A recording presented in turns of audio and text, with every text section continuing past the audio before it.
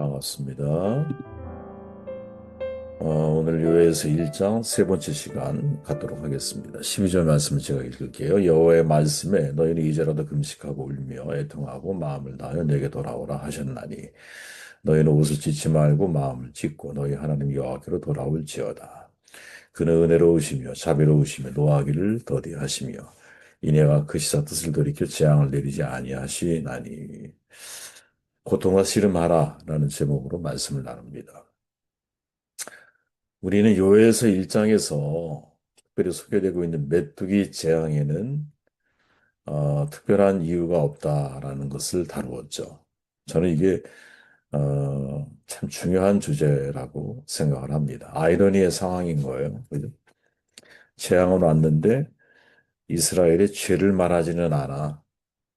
어떠한 죄 때문에 메뚜기 재앙이 임했는지, 이 자연재해가 임했는지, 이러한 고통스러운 상황이 임했는지 이야기하지를 않아요. 아이러니 없이 진정한 삶이 가능하지 않다. 키에르 케고르의 말에 동의가 되는 순간이죠. 저와 여러분도 이런 삶의 경험을 할 때가 있다는 거예요. 인생 세옹지마란 말이 있듯이 오늘의 불행이 내일의 행복이 될 수도 있고, 오늘의 행복이 내일의 불행이 될 수도 있거든요. 모른다는 거죠. 그 속에 인간이 아이러니를 경험하며 인생을 살아가는 게 맞구나. 무한한 사랑을 갈망하는 인간에게 미움이 도사리고 있고, 영원한 행복을 추구하는 인간에게 불행이 길을 막고, 착하고 올바로 살아가는 사람들에게 오히려 더 큰 불행이 찾아오기도 하고, 불의한 행동을 일삼는 사람들이 버젓이 잘 살고 있는 부조리한 세상. 이게 우리가 살고 있는 세상이죠. 그때마다 인생은 무상하고 초로와 같고 일장춘몽이구나. 모든 인생의 부조리함을 느끼며 살아가는 것이 바로 우리가 아닐까. 제가 개인적으로 생각할 때 여기 계신 모든 분들, 어, 정말 부유하게 잘 살아도 되는 분들이라고 보거든요. 넉넉하게. 네. 그런데 아이러니죠. 그게 생각처럼, 우리의 계획처럼, 우리의 뜻처럼, 우리가 바라는 것처럼 되지 않는다라는 거예요. 배고픈 사람이 먹을 밥이 없는 것이 모순이고, 목마른 사람이 마실 물이 없는 것 하나의 부조리 현상이죠. 그런 현실적인 삶을 우리는 살아가고 있다라는 거예요. 그리스도인의 입장에서 이러한 인생, 모순과 부조리를 만나게 될 때 자연스러운 생각이 뭐냐? 하나님을 탓하는 거죠. 그래서 신정론이라고 하는 것은 항상 언제나 위험한 질문에서 시작을 하는 겁니다. 우리가 고통 중에 있을 때 하나님 거기서 뭐 하는 거지? 하나님은 사랑이신데 왜 어떻게 이렇게 악한 세상이 펼쳐지고 있는 거지? 전능하신 하나님은 악을 통제할 능력이 없는 것인가? 이런 질문들이 굉장히 위험하죠. 왜 위험할까요? 하나님에 대한 불신으로 이어질 수 있기 때문에. 불신까지는 아니어도 하나님에 대해서 무관심해질 수 있거든요. 이 무관심이 더 사실은 위험한 모습일 수 있잖아요. 그죠? 전능하신 하나님 믿는 사람들의 입장에서는 하나님의 전능성은 모든 세상사의 길흉화복의 원인이 되잖아요. 중세시대 유럽인의 3분의 1을 죽음에 이르게 만든 흑사병 기억하시죠?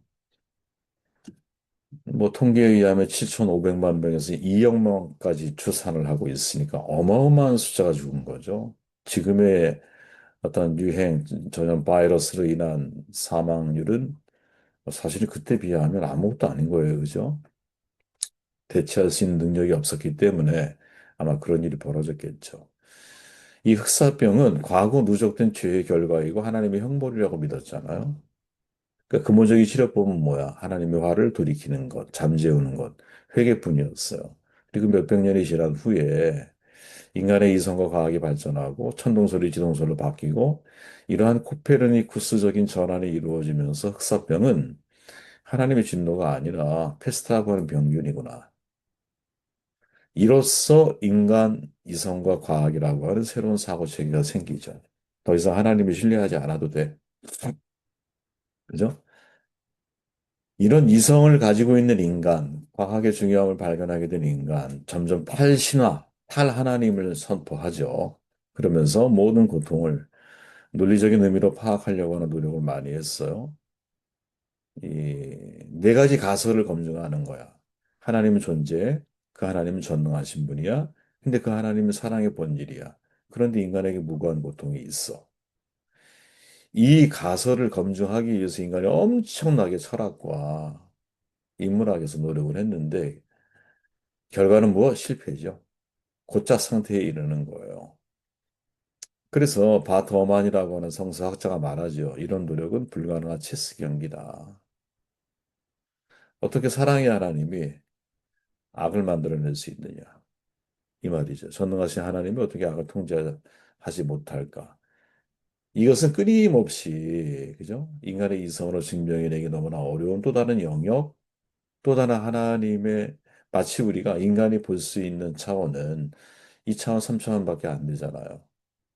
그런데 스티븐 호킹 박사의 말처럼 차원은 11차원까지, 물론 그게 전부가 아닐 수도 있을 거예요. 그죠? 우리가 인터스텔라라고 하는 영화를 보면 차원이 엄청나구나 하는 걸 경험하잖아요. 그죠?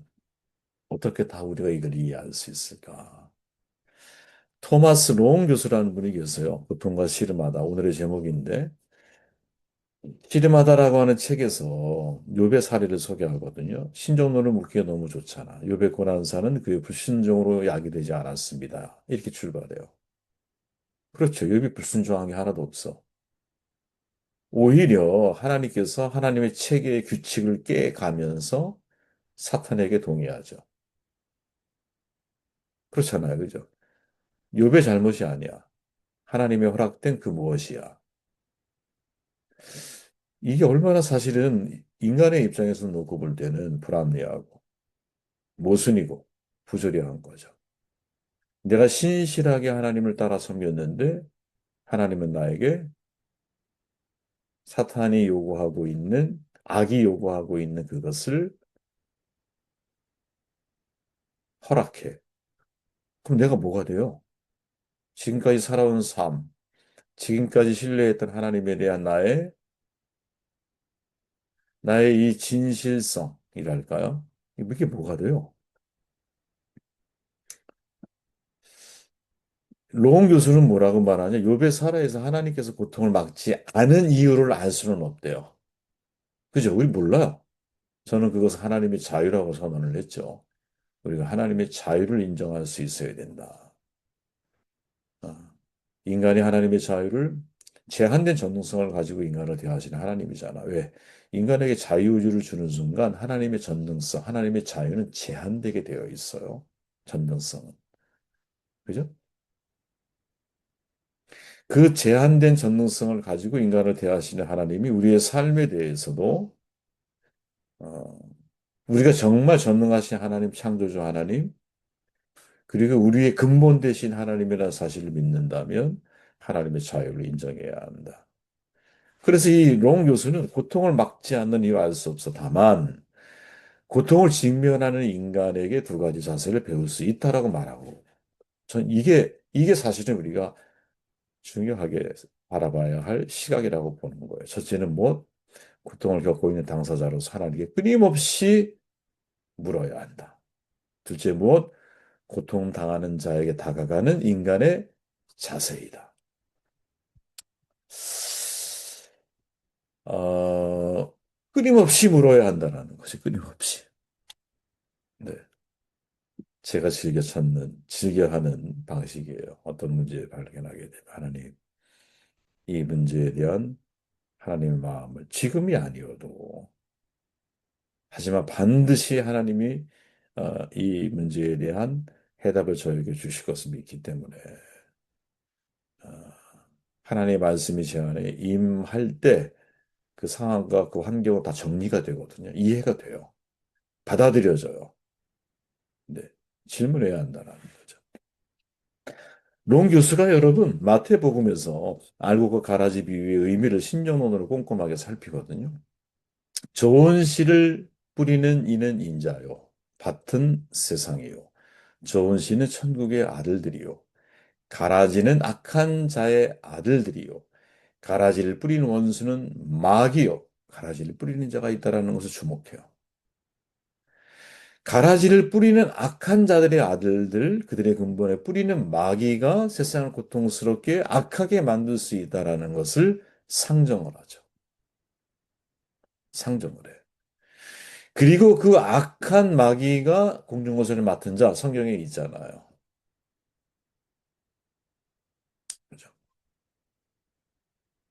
그가 누구인지를 묻는 질문, 이거는 우리가 던져야 되는 거라는 거지. 던지라는 거지. 자, 자연재해가 발생했어. 예를 들어서 여러분, 이 하나님이 하신 일일까요? 라고 생각하고 과거 에덴 동산으로 역추적해 들어가 보면 에덴 동산에는 궁창 위에 물이고 궁창 아래 물이 있었어. 그래서 인간이 살기에 가장 좋은 아열대 기후가 만들어질 환경이었다라고 말하잖아요. 수명도 굉장히 산소 포화도도 굉장히 높은. 그래서 인간이 어떤 질병도 자가 치유 능력이 있었을 것이고, 물론 죽음이라고 하는 것은 죄로 인하여 우리에게 유입이 된 문제이니까 죽음이나 이런 문제는 고민할 필요가 없는 것 같고. 에덴 동산의 시절에, 그런 시절에 자연재해가 있었을까?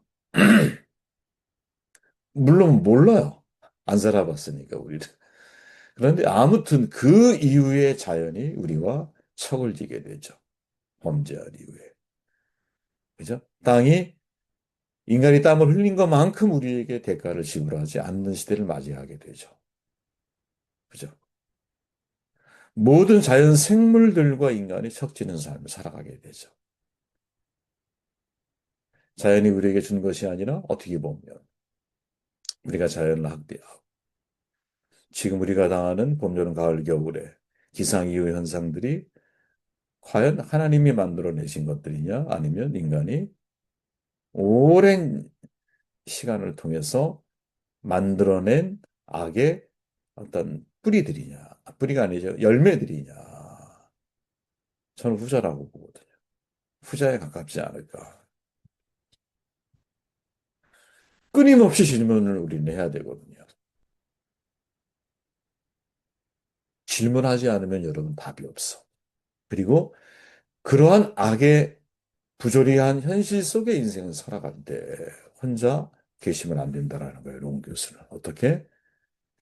옆에 고통당하는 사람들에게 다가가는 사람들. 그들을 어떤 형태로든 함께 짐을 나눠주고 위로하고 용기 주고 격려하고 올바른 시각을 가지고 삶을 분별하며 판단할 수 있도록 도와주고 하는 작업을 해주는 사람이 옆에 있다면 얼마나 더 나은 선한 길을 우리가 경험하게 되지 않겠나. 고통과 씨름하라라는 거죠. 이걸 너무 잘했던 사람이 C.S. 루이스잖아요. 아내를 잃고 엄청난 고통의 문제에 직면하게 되었을 때 끝까지 씨름하잖아. 마치 야곱이 환독별을 맞아 이스라엘이 되는 분이엘에서의 씨름과 같은 거죠. 씨름을 해야 되는 거야. 그 씨름을 통해서 내 뼈가 상할 수도 있어요. 하지만 답을 얻어. 그 답을 얻을 때까지 씨름해야 되는 거예요. 왜 하나님 이런 상황에 나를 직면하게 하십니까? 이유가 뭡니까? 제가 잘못 산 겁니까? 내려놔야 겠습니까? 다른 길로 인도하심입니까? 도대체 아니면 그냥 견뎌내야 할 문제입니까? 질문해야 되는 거죠. 끊임없이. 솔비트루 암블란도라고 하는 말이 있죠. 라틴어 격언이에요. 걷는 것으로 해결된다. 야, 이 참 가만히 생각해 보면 멋진 표현이죠. 걷는 것으로 해결된다. 이런 글을 읽었어요. 신학의 길을 걷는 맞벌이 부부가 있었는데 남편이 늦깎이 공부를 하잖아. 모든 책임을 아내가 져. 얼마나 미안했겠어요. 하루는 도서관에서 사진, 서가에 꽂힌 책 사진을 찍어가지고 보낸 거예요. 야, 책 많다. 3년 동안 얼마나 읽을 수 있을까? 그러니까 미안한 마음에 보낸 거죠. 돌아온 답장이 뭐였냐? 여보 3년도 1년도 아니고 오늘을 삽시다. 내일 예수님이 오십니다. 제가 이 문장에 딱 멈추게 됐어요. 아, 그렇구나. 사실 이게 우리가 믿는 신앙인데 내일은 내게 주어진 게 아니잖아. 성경에 항상 말씀하듯이 내일은 내일이 염려하게 해라. 이렇게 말하잖아. 내일의 몫은 내일인 거야. 나에게 주어진 몫은 오늘밖에 없는 거야. 이 아내가 얼마나 사모님이 지혜로워요. 3년도 1년도 아니고 오늘을 삽시다. 내일 예수님이 오십니다. 예. 과연 우리는 이런 신앙의 자세를 가지고 살아가고 있느냐? 인생을 살다 보면 여러분, 아이러니에 대한 말씀을 전문하려고 그래요. 이런 아이러니 상황을 만나요. 그때 우리는 어떻게 해야 할까? 그죠? 원인이 분명하지가 않아. 그때는 하나님께 끊임없이 고통과 시름하라 질문하고, 3년 후 바라보지 말고 오늘을 삽시다. 내일은 예수님이 오십니다. 이것이 사실은 우리가 제한된 지혜와 제한된 하나님의 섭리에 대한 이해를 가지고 있는 이해를 추구하는 신앙인 거죠. 그 이해를 추구하는 신앙인의 모습으로 세상을 대해야 할, 해석해야 할 방식이 아니겠느냐 하는 생각을 해보게 되었습니다.